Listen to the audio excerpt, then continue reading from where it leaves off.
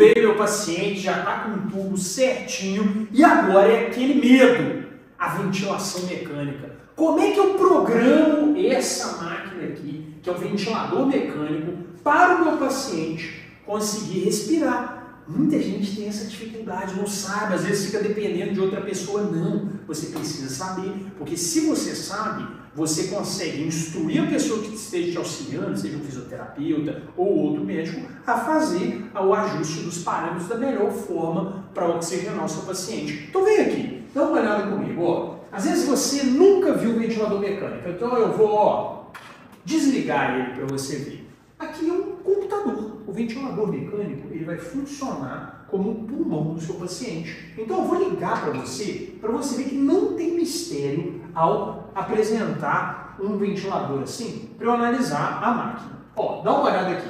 Chega aqui comigo. Primeiro eu vou ver o meu paciente. Ó, ele é um paciente adulto ou pediátrico. E aqui ó, eu consigo separar. Ó, eu escolho o que é. Então, adulto. Ok. Aí ele vai falar assim, olha. Provas do circuito do paciente, prova de fuga do circuito, prova de fluxo respiratório. Já está tudo montadinho aqui, eu vou pegar aqui, que é onde eu vou inserir no tubo, e vou ocluir. Na hora que eu ocluo isso, eu clico no Enter.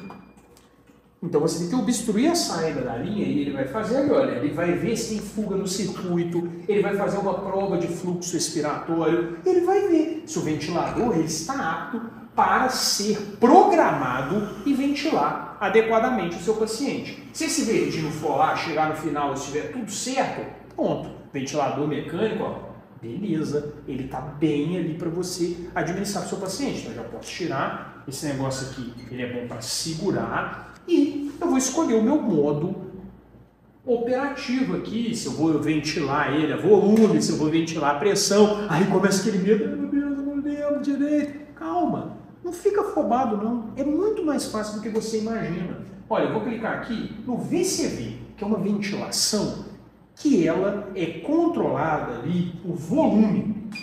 Então, ó, quando eu tenho o meu VCV, tem aquele monte de gráfico e tal, aí você já não sabe direito, já fica um pouco ansioso. Mas vamos por partes. Algumas partes aqui são fáceis de entender. Por exemplo, FI de O2. O que é FI de O2? Então, ó, eu vou dar uma passada aqui, ó, modo stealth aqui atrás do quadro aqui, ó, para te mostrar. A FI de O2, ela é a fração inspirada de oxigênio. Esse ar aqui, ó, que eu estou respirando, ele tem 21% de oxigênio. Poxa, meu paciente ele precisou ser entubado exatamente porque o ar que ele está respirando, que fornece para ele 21% de oxigênio, não estava sendo bastante para ele manter uma saturação de oxigênio adequada. Então, quando você entuba o seu paciente, é elegante, assim, imperativo você colocar uma FI de O2 de 100%. Tá vendo que eu tenho um torpedo aqui de oxigênio? Esse torpedo de oxigênio eu tenho que dar muito oxigênio para o paciente. Uma FI de O2 de 100%. Na hora que eu ventilo ele a volume, eu tenho que definir o volume que eu vou dar para ele, que é aqui um volume de 6 a 8 ml/kg. Então, quando você pega ali o seu paciente, você vai definir o seu volume corrente, quanto de volume que você vai dar para ele. E esse volume, ele é calculado de 6 a 8 ml/kg. Mas Guilherme, ml/kg de peso predito. Calma aí que eu vou te explicar. Eu vou deixar aqui para vocês o que é o peso predito. O peso predito, ele não é pelo peso mesmo do paciente, é pela altura. Tem uma formulazinha, vou deixar aqui para vocês qual que é essa formulazinha. Tranquila, você não precisa decorar ela, hoje tem várias tabelas, você coloca ali, você vai pegar pela altura do seu paciente, você vai ver qual que é o peso predito para ele. Porque vamos supor que eu, Guilherme, engorde 200 quilos. Não é porque eu engordei 200 quilos que o meu pulmão vai aumentar pra caramba, não, ele vai continuar o mesmo. Então, ele vai pegar pela minha altura o meu peso predito. Então, vamos supor que o peso predito do seu paciente seja de 50 quilos. Então, o volume corrente que você vai determinar para ele, ele é de 300 a 400 ml. Além disso, outro parâmetro que é fácil para você programar aqui é a PIP. O que é a PIP? É a pressão expiratória positiva final. Então, olha, imagina que aqui do meu paciente, ó, chega aqui mais um pouco, cameraman, ó. Imagina que eu tenho o meu alvéolo aqui com o meu paciente inspirando, ou seja, o ar entrando. O alvéolo, ele está dilatado. Mas quando eu chego aqui e faço assim, ó, e expiro todo o ar, o meu alvéolo, ele não faz igual uma bexiga que desinfla totalmente. Ele não fica assim, ó, murcho, não. Não, ele dá uma diminuída, mas ele não diminui tanto, ele continua aberto. Ele faz assim, ele dá uma diminuída, mas ele continua aberto. Por quê? Porque eu tenho uma PIP, uma pressão positiva expiratória final, que impede que ele colabe. Então, essa PIP mantém o meu alvéolo aqui aberto na minha expiração.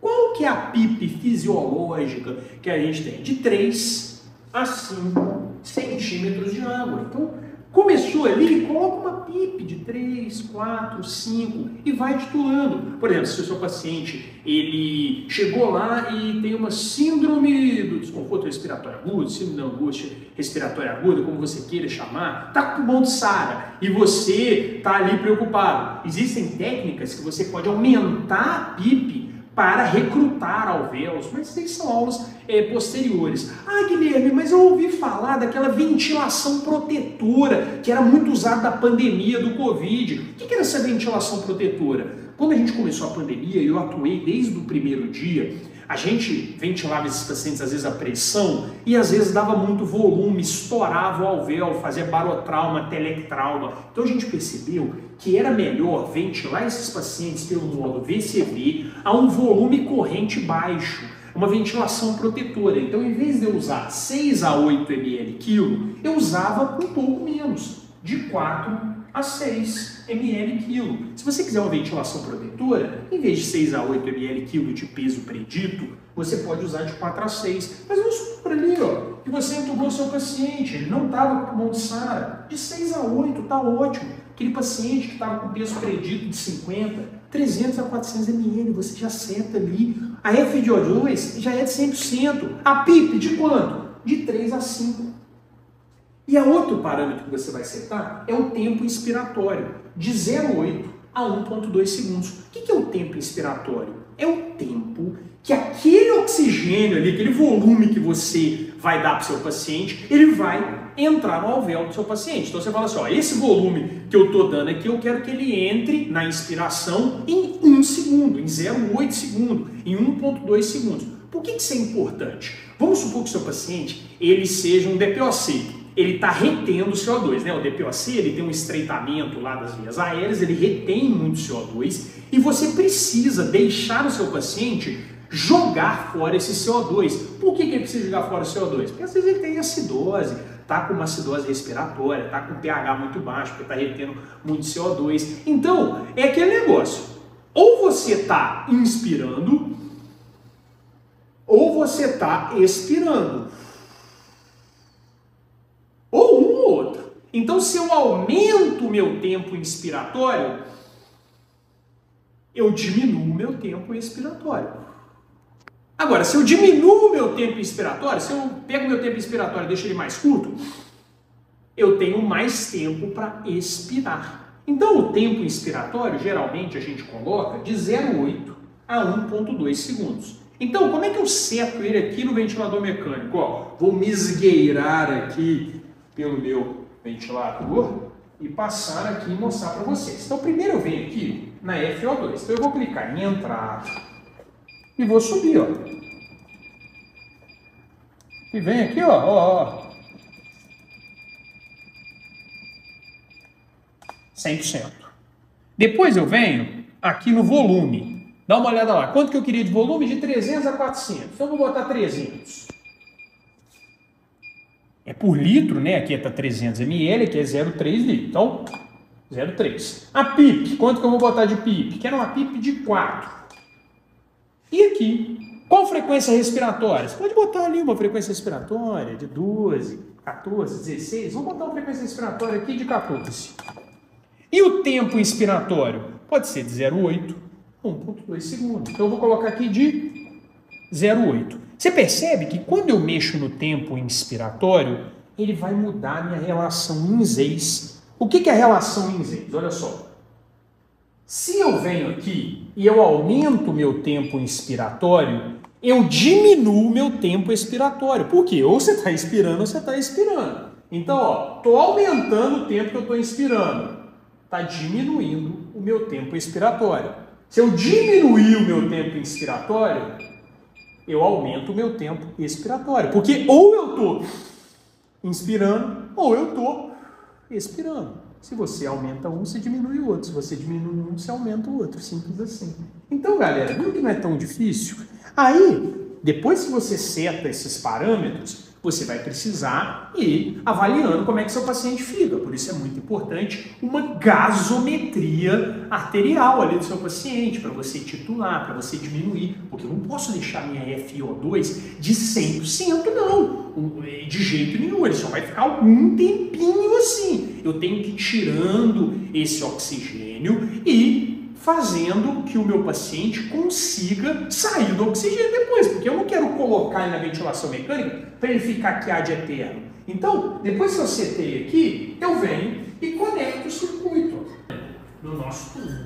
Então, agora que eu já conectei, eu venho aqui e clico em inspiração manual. Ó. E agora pronto, o ventilador mecânico está respirando para o meu paciente. Você vê que o pulmão do meu paciente está ali, ó, expandindo e contraindo. E aqui, ó, eu consigo ver, ó, vários parâmetros. Eu consigo ver a pressão de pico, eu consigo ver o fluxo em litros por minuto, eu consigo ver como é que está a relação INZES, aqui o volume tidal, tem os gráficos, tanto aqui o gráfico de pressão, como é que está a pressão ali no pulmão do meu paciente, como é que está o fluxo, e pela análise desses dados e também da gasometria arterial e do meu paciente, ver se ele está melhorando, como é que estão os parâmetros dele, eu vou titulando e vou mexendo na PIP, vou mexendo no volume corrente, diminuindo a FiO2, diminuindo, porque o meu paciente não vai ficar com a FiO2 100% ad eterno, de forma alguma. Eu quero ir reduzindo muito